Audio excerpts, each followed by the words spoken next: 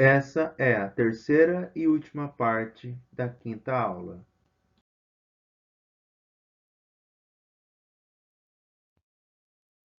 Demonstrações. A verdade em matemática não é demonstrada mediante um experimento. Isso não quer dizer que o experimento não tenha importância para a matemática, muito pelo contrário. Testando nossas ideias e exemplos, podemos formular afirmações que cremos serem verdadeiras. Essas afirmações é chamada de conjectura. Procuramos, em seguida, provar essas afirmações.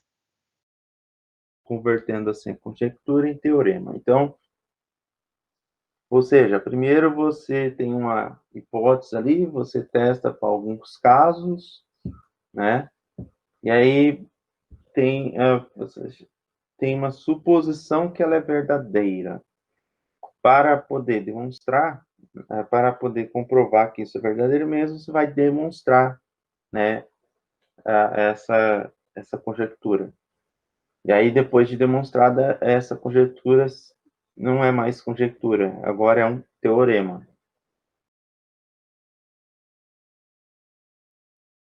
Uma demonstração é uma espécie de argumento que permite concluir de maneira irrefutável a veracidade de uma dada afirmação. Para isso é útil dispor de um arsenal de técnicas para desenvolver uma demonstração.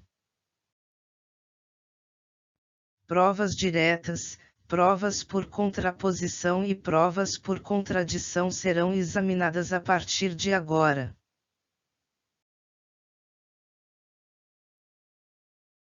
Demonstração direta. Uma demonstração direta ou dedutiva é uma espécie de argumento que assume a hipótese H como verdadeira e deduz-se a tese C. Ou seja, a demonstração direta é demonstrar que o argumento H implica C é verdadeiro. Esse tipo de demonstração é feito por meio de uma sequência lógica coerente de argumentos válidos, utilizando o método dedutivo. Exemplo 7, Teorema 1, a soma de dois inteiros pares é par. Demonstração. Vamos mostrar que se x e y são inteiros pares, então x mais y é um inteiro par. Sejam x e y inteiros pares. Como x é par, sabemos pela definição de números pares que existe um inteiro a tal que x é igual a 2a. Analogamente, como y é par, também existe um inteiro b tal que y é igual a 2b. Como x mais y é igual a 2a mais 2b, então, pela distributiva, podemos colocar em evidência o 2, né? E aí ficaria 2 vezes, entre parênteses, a mais b. Portanto, existe um inteiro a mais b, de modo que x mais y é igual a 2a mais b. Portanto, x mais y é par. Eu sugiro a vocês anotarem isso num papel, né, para poder ir acompanhando a demonstração, tá? E aí assim, vocês sempre vão verificando se é verdade, né? Isso que é entender uma demonstração. Vocês olharem aqui e falar, será que isso aqui é verdade? Bom, isso aqui é verdade. Vocês têm que comprovar que isso é verdade. Não é acreditar em mim, não. Vocês têm que comprovar que isso é verdade. E aí, realmente, vocês estão aprendendo matemática.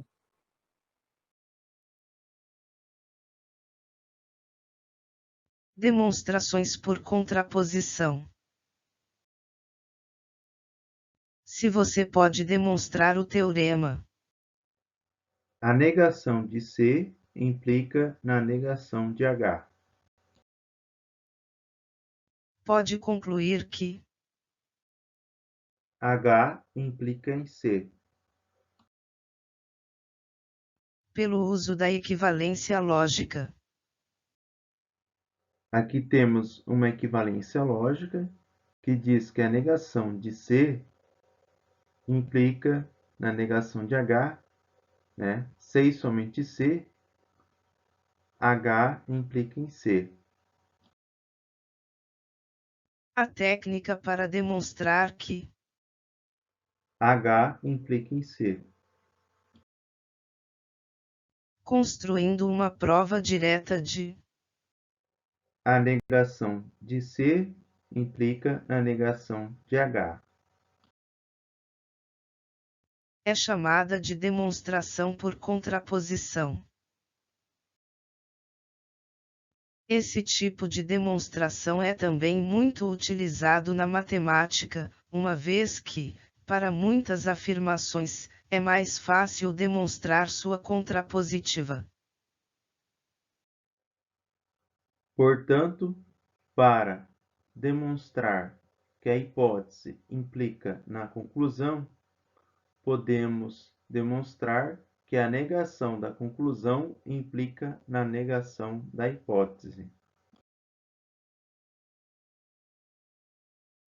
Exemplo 8, Teorema 2. Se o quadrado de um número inteiro é ímpar, então o número também é ímpar. Demonstração. Vamos mostrar que se n é inteiro tal que n quadrado é ímpar, então n é ímpar. Seja n um inteiro tal que n ao quadrado é ímpar, demonstraremos por contraposição, ou seja, que se n é par, então n ao quadrado é par. Seja n par, então existe um inteiro A, tal que n é igual a 2A. Como n ao quadrado é igual a 2A, entre parênteses, ao quadrado, então, pela associativa, n ao quadrado é igual a 4A ao quadrado, ou seja, 2 vezes 2A ao quadrado. Portanto, existe um inteiro 2A ao quadrado, de modo que n ao quadrado é igual a 2 vezes 2A ao quadrado. Portanto, n ao quadrado é par. Como demonstramos a contrapositiva do teorema, logo então também demonstramos o teorema. Demonstração por absurdo.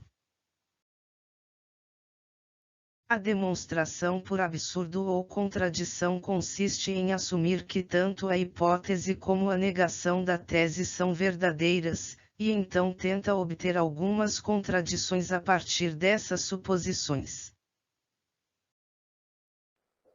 A hipótese é verdadeira e a negação da tese é verdadeira. Daí você assume os dois assim, e aí uma hora você vai chegar numa coisa que é impossível, né? Uma coisa que é absurda, uma coisa que é contradição.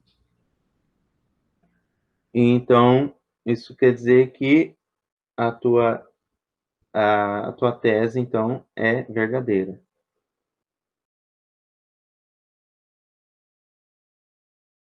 Exemplo 9, Teorema 3. O conjunto vazio é um subconjunto de qualquer conjunto. Isso é bem contraintuitivo, tá? Mas a gente consegue demonstrar por absurdo. Demonstração. Suponha por absurdo que existe um conjunto A tal que o conjunto vazio não seja subconjunto de A. ou seja, o conjunto vazio não está contido em A. Então, vamos supor que existe esse conjunto que não tem o conjunto vazio dentro dele. Bom, falar que não está contido é o quê? Significa que existe algum elemento do conjunto vazio que não está contido em A.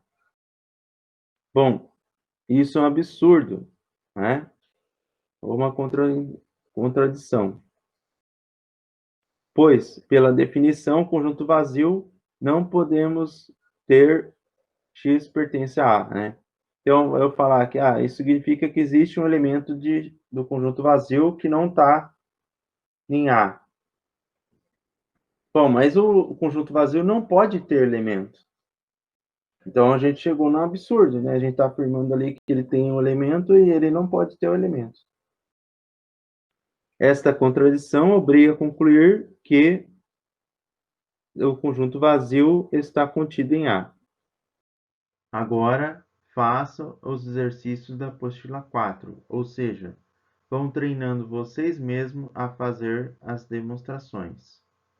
Até a próxima aula.